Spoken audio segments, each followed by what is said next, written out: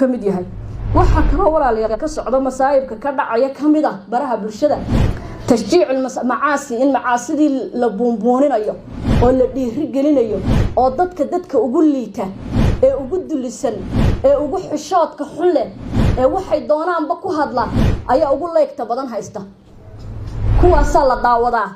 la mutaabiceeya la buunbuuniya lacag bay ku helaan laakiin waa lacag cadaab bay helaan waxba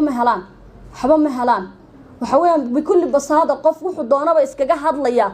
waa iimaan laawo weeyaan waa dad iimaankii ka tagay waa dad xishoodkii iyo xayaagii ka tageen nin dhan oo muslim ah oo ilaahay karaameeyay oo hebel hooyadii ula baxday oo maalimaha kamida ku faraxday ayaa inta soo istaaga oranaya anigu khaniis baan aqligii siduu u tagay naag waalan oo dhukuran oo iimaan la oo fool